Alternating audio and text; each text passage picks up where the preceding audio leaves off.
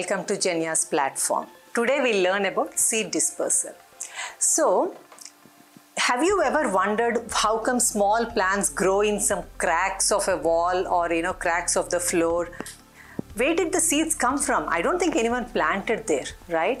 See, seeds can fly. Some seeds, they can fly and they'll go all over the place, and that's how they actually spread, right? So different seeds, it's different ways. So we'll learn about those things today, okay? So if you look at it here, lotus. Lotus is always in the pond. So when the lotus seed breaks, it actually falls in the pond itself, and then new lotus flowers come up, new lotus plants or flowers come up, okay? Now, this is okra or ladyfinger that we call, okay? This ladyfinger, when it dries up, it becomes like this, when it dries up on the plant. And then what happens, these seeds, they actually fall on the ground and you get new okras. See, I have an okra here. Let me see if I can cut and show you the seeds. Okay. Can you see the seeds?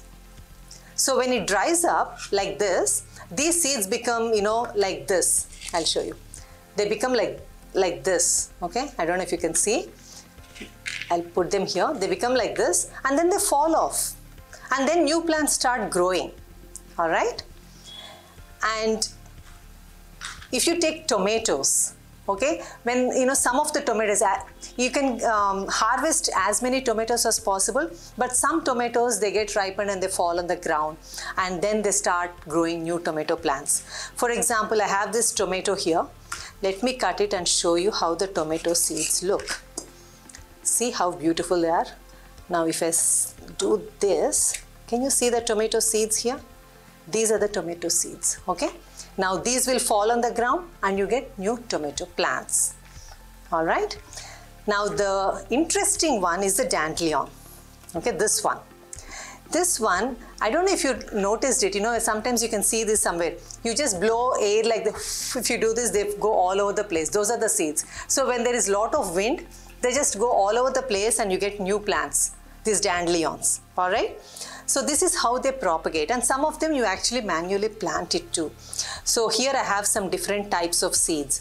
This is what we call the ridge gourd. Okay, you break open the dried up ridge gourd and then you actually go and plant them, each one of them, hand planting. Okay, these are cowpeas, same thing, you can hand plant them. And these are some other beans. And oh, this is spinach. Look at the spinach seeds. So spinach seeds also, sometimes they can fly off, or sometimes you can actually pick them and actually plant for new spinach leaves. So when it comes to seed dispersal, wind plays an important role in some of the cases, so like dandelion, like I showed it to you here, wind plays an important part. And here for lotus, water is playing an important part, because within the water, when this, when the seeds break open for the lotus, then you can get new lotus plants, okay? So that is what seed dispersal is about. Just notice around, you can see different types of seeds, falling all over, like mustard seeds. They're very light. So mustard seeds will fall, they just spread. You start a small area of mustard plants. Next year you'll see they'll be like this, and the following year you'll have them all over.